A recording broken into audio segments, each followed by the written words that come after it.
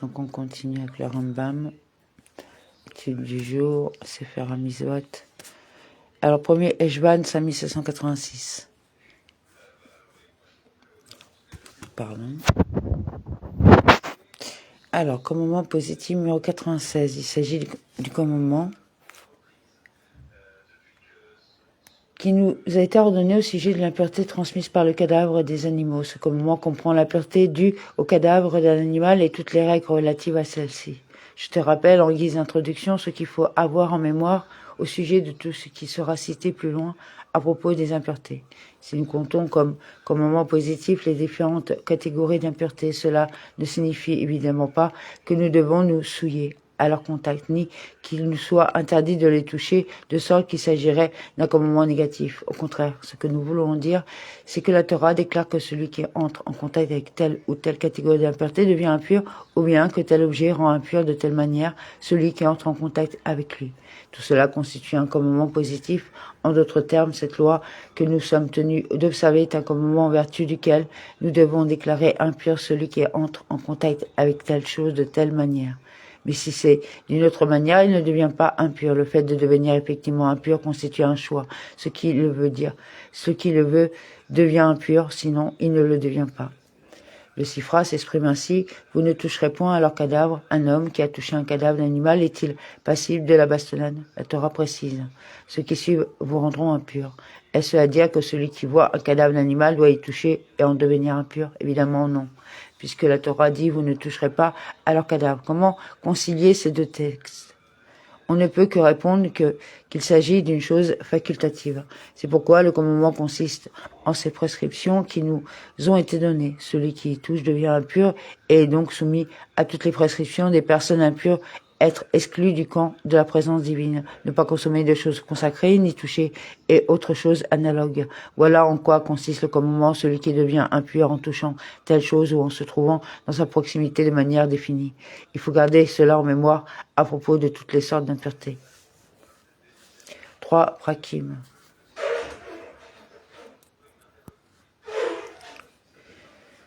Premier Eshvan 5786, Sefer Tahara, loi relative aux ustensiles, chapitre 24. Telles sont les peaux qui sont susceptibles de contracter l'impureté par le foulage. Une peau que l'on a l'intention d'étendre sur le sol pour s'asseoir dessus. Une peau que l'on étend au-dessus des lits pour dormir dessus. Une peau que l'on met sur un âne en dessous de la charge. Un peu que l'on met sur un berceau en dessous de l'enfant. Une peau qui sert de couverture. Une peau qui sert de coussin. Une peau que l'on met sur la table quand on mange pour recevoir les miettes tombe dessus. Celle-ci est susceptible de contracter l'impureté parce que l'on appuie dessus sur son pied.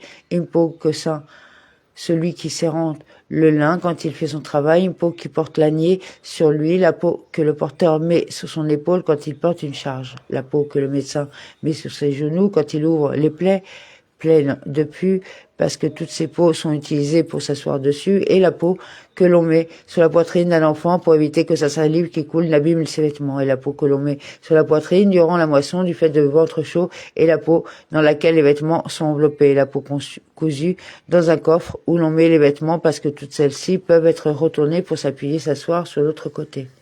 Toutes les peaux qui sont susceptibles de contracter l'impureté par le foulage ne contractent pas cette impureté à moins qu'elles aient la mesure minimale 5 téparim sur 5 téparim. Telles sont les peaux qui ne sont pas susceptibles de contracter l'impureté par le foulage. La peau qui sent celui qui cadre la laine pendant qu'il fait son travail, la peau dans laquelle on enveloppe la laine cadrée, la peau dans laquelle on enveloppe la laine pourpre ou la peau cousue dans laquelle on met la laine pourpre. Mais toutes celles-ci sont susceptibles de contracter les autres impuretés. Une peau qui est faite pour recouvrir des ustensiles est pure, non susceptible de contracter l'impureté si on s'en sert pour recouvrir des poids. Elle est susceptible de contracter l'impureté parce qu'elle est faite pour contenir, mais non l'impureté par le foulage. Une peau qui est ajustée pour recouvrir le talon ou la plante du pied si elle recouvre la majeure partie du pied. Elle est susceptible de contracter l'impureté et sinon elle est pure. Une chaussure qui est sur la forme, bien que personne ne l'ait encore portée, est susceptible de contracter l'impureté par le foulage parce que par sa confectionnée est déjà achevée.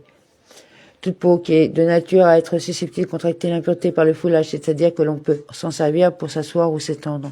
Comme une peau tannée, il ne manque rien à sa confection. L'intention de s'en servir à cet effet la rend susceptible de contracter cette impureté. Et si l'on a l'intention qu'elle serve de peau pour une table ou quelque chose de semblable, elle est susceptible de contracter l'impureté par le foulage, et si sa confection n'est pas achevée, l'intention n'a aucun effet jusqu'à ce que sa confection soit achevée, à l'exception de la peau utilisée pour recouvrir la selle de la poussière pour laquelle l'intention est effective, bien que sa confection ne soit pas achevée. Dans quel cas cela s'applique-t-il? Pour la peau d'un particulier, par contre, sont d'ordinaire destinés à la vente. L'intention est sans effet jusqu'à ce qu'il fasse un acte et l'adapte à cet effet. Un homme ne contamine pas par le foulage une couche ou une selle qui ne lui appartient pas, ainsi qu'il est dit, et qui ne touchera à sa couche. S'il vole une couche de la foule sans la toucher, par exemple, quelque chose fait séparation entre lui et la couche, elle est pure. Et si les propriétaires renoncent à l'idée de la retrouver, elle est impure. S'ils volent une couche et s'assoient dessus, elle est impure. Car on présume que les propriétaires ont renoncé à l'idée de la retrouver parce qu'ils ignorent qui l'a volée. Mais si l'on sait que les propriétaires n'ont pas renoncé, elle est pure. C'est pourquoi, si un voleur vole une peau et a l'intention de s'étendre dessus, son intention est effective et elle est susceptible de contracter l'impureté par le foulage. Par contre, un voleur qui vole par la force et non en cachette, son intention n'est pas effective à moins que les propriétaires aient renoncé à l'idée de retrouver la couche. Une peau qui est devenue impure par foulage et qu'on a commencé à découper en bandes reste impure jusqu'à ce qu'on la coupe en morceaux inférieurs à 5 tépharim. Tout ustensile fait en peau, devenir impur par le foulage d'un zavet que l'on a changé en un autre ustensile. Si on l'a changé d'un ustensile plat à un ustensile plat, il reste pur. Si on a fait d'un ustensile plat un récipient, ou que l'on a fait un récipient un ustensile plat, il est pur. Mais si c'est un vêtement, il est impur dans tous les cas. Comment cela s'applique-t-il? Une outre dont on a fait une peau pour s'étendre, et une peau pour s'étendre dont on a fait une outre est pure. Par contre, une outre devenue impure par foulage dont on a fait un sac de berger ou un sac de berger dont on a fait une outre reste impure par foulage comme auparavant, car ce sont deux récipients de la même nature. Une couverture en tissu qui est devenue impure par le foulage dont on a fait un drap ou un drap dont on a fait une couverture ou un coussin, ou un tissu dont on a fait un foulard ou un foulard dont on a fait un coussin reste impur par le foulage comme auparavant. Les ustensiles qui sont principalement faits pour contenir ainsi que pour s'étendre dessus, comme les couvertures, les coussins, les sacs et les gros sacs de marchandises, s'ils sont diminués de sorte qu'ils ne peuvent plus contenir, bien qu'ils soient purs, pour ce qui est de contracter l'impureté par un cadavre et les autres impuretés parce qu'ils ne peuvent pas contenir, ils sont susceptibles de contracter l'impureté par le foulage, car ils sont encore aptes à cet effet. Par contre, les ustensiles qui sont principalement faits pour contenir seulement, comme l'outre et le sac de berger, s'ils sont grandes, de sorte que l'on peut s'asseoir dessus, étant donné que l'on s'assoit dessus du fait de leur grande taille. Ils sont susceptibles de contracter l'impureté par le foulage tant qu'ils sont en entier. S'ils sont diminués, bien qu'il soit encore possible de s'asseoir dessus, ils ne sont pas susceptibles de contracter l'impureté par le foulage, car ils sont principalement faits pour contenir seulement, étant donné qu'ils ne servent plus à contenir et ils sont plus également susceptibles de contracter l'impureté par le foulage ainsi que les autres impuretés. Et quelle doit être leur taille pour qu'ils soient aptes à être utilisés comme siège ou couche? L'outre, une contenance de 7 caves, le sac de nourriture suspendu au cou de l'animal contient de l'orge 4 caves, un sac de peau utilisé pour verser de l'eau, un CA. S'ils font moins que ces mesures, ils ne sont pas aptes à être utilisés comme siège et les gens ne sont pas accoutumés à s'asseoir dessus. S'ils sont diminués et que l'on attache la partie trouée, ils sont purs, parce qu'ils ne sont plus utilisés, à l'exception de ceux des Arabes, parce ils ont l'habitude de toujours les rattacher. Et le cornemuse en peau n'est pas susceptible de contracter l'impureté par le foulage, car elle n'est pas apte à être utilisée à cet effet. Sefer Tahara, loi relative aux ustensiles, chapitre 25. Tous les ustensiles en bois, qui sont plats, qui sont faits pour s'asseoir ou pour s'étendre ou pour chevaucher, sont susceptibles de contracter l'impureté par le foulage, par exemple le lit, le siège et ce qui est semblable. Le lit, la couverture et l'oreiller d'un cadavre, et le siège, le marié. Le jour de son mariage, le tabouret de naissance utilisé pour une femme qui accouche. Le siège d'un laveur sur lequel il lave les vêtements. Le siège d'un mineur qui a des pieds, bien qu'il n'ait qu'une hauteur d'un tépha. Tout ceci sont susceptibles de contracter l'impureté par le foulage. Le siège en métal que l'on fait pour les toilettes, sur lequel une peau est étendue et est susceptible de contracter l'impureté par le foulage, ainsi que les autres impuretés. Si on retire la peau qui recouvre le siège en métal, la peau est susceptible de contracter l'impureté par le foulage et le cadre en métal est susceptible de contracter l'impureté, sauf l'impureté par le foulage. Un petit panier en jonc ou quelque chose de semblable recouvert d'une peau, c'est-à-dire que sa paroi extérieure est recouverte de peau, est susceptible de contracter l'impureté par le foulage, ainsi que les autres impuretés. Si on enlève la peau est susceptible de contracter l'impureté par le foulage. Par contre, le panier est pur car il est considéré comme des débris d'ustensiles. Les bancs de bain public dont les deux pieds sont en bois et susceptibles de contracter l'impureté par foulage. Si un pied est en bois et l'autre en marbre, il n'est pas susceptible de contracter l'impureté. Les planches de bain publiques qui sont rattachées ne sont pas susceptibles de contracter l'impureté parce qu'elles ne sont pas faites pour s'asseoir dessus, mais que l'eau s'écoule en dessous. Une corbeille ou un panier qui sont remplis de paille ou de haillons, bien qu'on les ait adaptés comme sièges, ne sont pas susceptibles de contracter l'impureté par foulage, car elles ne sont pas aptes à s'asseoir dessus, et sont les entrelaces au moyen de joncs ou d'une ficelle, c'est-à-dire que l'on couvre l'ouverture des paniers avec un treillage de joncs ou de ficelle pour empêcher les haillons ou la paille de tomber. La poutre d'un pressoir dont un siège a été taillé dans l'extrémité n'est pas susceptible de contracter l'impureté parce qu'on lui dit aux âmes qui s'assoient dessus, lève-toi, que nous fassions notre travail. Par contre, si un siège est fixé sur la poutre du pressoir, le siège est susceptible de contracter l'impureté par foulage. Et si la poutre est foulée par un zab, le siège ne devient pas impur. Et de même, si le siège est fixé sur une grande poutre ou qu'un siège est taillé dans la grande poutre, seul l'emplacement d'un siège est susceptible de contracter l'impureté et le reste de la poutre est pur. Non susceptible de contracter l'impureté identique est la loi concernant un siège fixé sur un pétrin qui est pur. L'extrémité de la poutre, où s'assoit le tailleur de pierre à la place de cette poutre et il s'assoit, est susceptible de contracter l'impureté par le foulage. Mais la place qui se trouve derrière un chariot est pure, non susceptible de contracter l'impureté car cela n'est qu'un siège qui est inconfortable. Les extrémités des colonnes, où s'assoient les ouvriers pour polir les pierres ou quelque chose de semblable, sont pures, non susceptibles de contracter l'impureté et de même un morceau de bois des palmiers sur lequel on s'assoit même s'il y a une hauteur d'un téphah est pur, non susceptible de contracter l'impureté car cela n'est pas un ustensile et de même un bloc de bois, bien qu'on les teint en rouge avec un safran en jaune et qu'on les fait façonner pour une porte ou ce qui est semblable. Ce n'est pas un ustensile et il n'est pas susceptible de contracter l'impureté avant qu'il soit taillé. Les extrémités des colonnes qui sont taillées pour servir de siège, si elles ont été taillées attentionnellement à cet effet, elles sont susceptibles de contracter l'impureté. Si on les trouve taillées et qu'on a l'intention d'utiliser cette place comme siège, elles sont susceptibles de contracter l'impureté à l'avenir. Et si c'est un sourd-muet, un enfant, un aliéné, un mineur ou un homme auquel ces colonnes n'appartiennent pas, qui a cette intention, elles sont pures, non susceptibles de contracter l'impureté, et il en est de même pour tous les éléments qui ne deviennent pas susceptibles de contracter l'impureté que par l'intention, car seule l'intention du propriétaire en pleine possession de ses facultés intellectuelles est effective. Si on a fait un montécule de levain qui sèche et qu'on le désigne pour servir de siège, il perd son statut d'aliment et est susceptible de contracter l'impureté par le foulage car il est utilisé comme un élément en bois. Une natte en paille est susceptible de contracter l'impureté par foulage et les nattes de roseau ou de chanvre sont pures, non susceptibles de contracter l'impureté parce qu'elles ne sont pas faites pour être foulées, c'est-à-dire pour servir de siège ou de couche. Et les autres nattes, elles sont faites pour s'étendre, sont susceptibles de contracter l'impureté. Si elles sont faites comme toiture pour une souka ou pour une tente, elles sont pures. Et si une natte est faite sans but précis, si elle est grande, elle est ordinairement utilisée comme toiture. Et si elle est petite, elle est ordinairement utilisée comme couche. Si on a mis des roseaux sur la longueur d'une natte pour renforcer celle-ci, elle est susceptible de contracter l'impureté par foulage, car elle peut toujours être utilisée pour s'étendre sur sa longueur, étant donné qu'il y a un espace de 4 tépharim entre chaque roseau. Si on met les roseaux en forme de X, elle est pure, non susceptible de contracter l'impureté. Si on met des roseaux sur sa largeur et qu'il n'y a pas un espace de 4 tépharim entre chaque roseau, elle est pure. Si la natte est rompue sur sa largeur, elle est toujours susceptible de contracter l'impureté si elle est rompue sur sa longueur.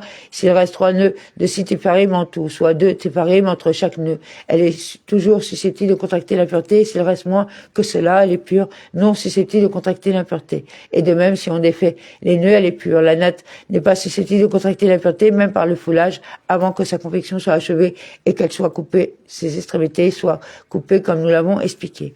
Une caisse dont l'ouverture n'est pas susceptible de contracter l'impureté par le foulage parce qu'elle ne peut pas être utilisée pour s'asseoir dessus, elle est susceptible de contracter les autres impuretés. Si son ouverture est sur le côté, elle est susceptible de contracter l'impureté par le foulage ainsi que les autres impuretés. Le chariot d'un enfant est susceptible de contracter l'impureté par le foulage parce qu'il s'appuie dessus. La canne d'une personne âgée est pure, non susceptible de contracter l'impureté parce qu'elle ne sert que comme elle. La sandale de ceux qui fabriquent la chaux, qui est une sandale en bois, pour ne pas abîmer le cuir avec la chaux, est susceptible de contracter l'impureté par le foulage parce que le fabricant de chaux l'utilise parfois pour marcher jusqu'à sa demeure, bien que cette sandale ne soit pas faite pour marcher. Il l'utilise parfois à cet effet. La jambe en bois d'un amputé qui a un réceptacle pour le moignon est susceptible de contracter les autres impuretés du fait de son réceptacle et l'impureté par le foulage parce la personne amputée s'appuie dessus. Tels sont les ustensiles qui sont susceptibles de contracter l'impureté en tant qu'instrument pour chevaucher: le bananane, le caparasson d'un cheval, le coussin d'un chameau, la selle d'un chameau blanc qui est serré parce qu'il est difficile de contrôler tout ce qui est semblable. Les planches que l'on met sur l'âne pour mettre dessus la charge sont pures. Et si une telle planche est adéquate pour chevaucher, elle est susceptible de contracter l'impureté. C'est Fatahara, loi relative aux ustensiles, chapitre 26. Un ustensile en bois qui peut servir à s'asseoir, qui est fixé dans le mur au cours de la construction, s'il est fixé dans le mur sans que rien ne soit construit par-dessus, c'est-à-dire qu'il n'y a pas par-dessus de briques avec de l'argile. Et si on a construit par-dessus sans fixer l'ustensile au mur, il est toujours susceptible de contracter l'impureté par le foulage comme auparavant. S'il est fixé avec des clous et qu'on l'a construit par-dessus, il est pur, non susceptible de contracter l'impureté. Et de même, une natte qui est posée sur des poutres, si elle est fixée sans que l'on ait mis de plâtre, ou si l'on l'a plâtrée mais qu'on ne l'a pas fixée, elle est susceptible de contracter l'impureté par foulage. Si on l'a fixée et que l'on a mis de plâtre par-dessus, elle est pure, non susceptible de contracter l'impureté. Si une des têtes, des pieds, d'un banc a été retirée et est toujours apte à servir de siège et par conséquent susceptible de contracter l'impureté. Si le deuxième pied est retiré, le banc est pur. Et s'il y a une hauteur d'un tefa par son épaisseur, il est susceptible de contracter l'impureté par foulage. 3. Le siège d'une femme mariée dont les ornements ont été retirés est pur, non susceptible de contracter l'impureté parce qu'il ne remplit plus de sa fonction étant donné que personne, excepté la femme mariée, ne s'assoit dessus. Et dans le cas d'un siège simple, si les planches qui le recouvrent sur lesquelles on s'assoit ne font pas saillie, ne se prolongent pas en dehors du cadre du siège et qu'elles sont retirées, il est toujours apte à servir de siège car il est ordinaire de le pencher sur le côté pour s'asseoir. Un siège dont les planches qui le recouvrent, qui font saillie en dehors du cadre du siège, ont été retirées et qui est encore apte à servir de siège et susceptible de contracter l'impureté si deux planches l'une à côté de l'autre ont été retirées. Il est pur, non susceptible de contracter l'impureté. Un coffre dont la partie supérieure a été retirée est susceptible de contracter l'impureté par foulage du fait de la partie inférieure, qui est apte à servir de siège. Si la partie inférieure est retirée, il est susceptible de contracter l'impureté par le foulage du fait de la partie supérieure. Si les deux parties sont retirées, les planches sont pures, non susceptibles de contracter l'impureté. Une caisse dont un côté a été endommagé, c'est-à-dire que la paroi d'un côté a été brisée, est susceptible de contracter l'impureté par le foulage ainsi que les autres impuretés parce qu'elle est même apte à servir de siège et tout s'assoit dessus. Si la partie supérieure est endommagée, elle n'est pas susceptible de contracter l'impureté par le foulage parce qu'elle n'est pas apte à servir de siège et est susceptible de contracter les autres impuretés parce qu'elle peut encore contenir. Si elle est débarrassée de toutes les impuretés, bien qu'il soit possible de s'asseoir dessus comme un siège, parce que sa fonction essentielle est de contenir et non de servir de siège. Et la fonction essentielle a été rendue impossible. Et ces compartiments sont susceptibles de contracter l'impureté séparément et ne sont pas considérés comme attachés avec elle. Et de même, la corbeille de fumier utilisée pour emmener le fumier au champ qui est endommagée de manière à ne plus pouvoir contenir une grenade.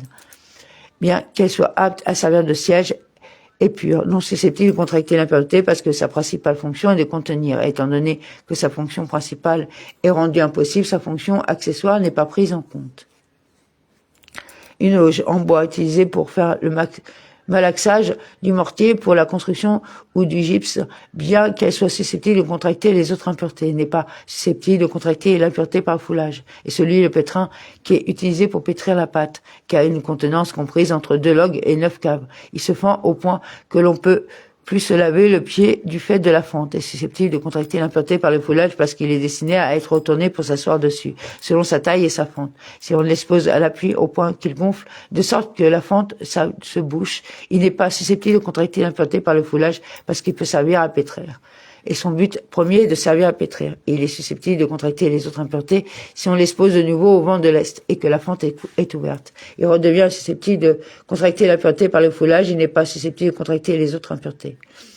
Un grand pétrin qui a une contenance de plus de 9 caves, qui est endommagé au point de ne plus pouvoir contenir une grenade, et qui est adapté pour servir de siège et pur, non susceptible de contracter l'impureté, même par rapport à l'impureté du foulage, à moins qu'il soit coupé, c'est-à-dire que l'on coupe leur extrémité de manière à ce qu'il soit simple de s'y asseoir.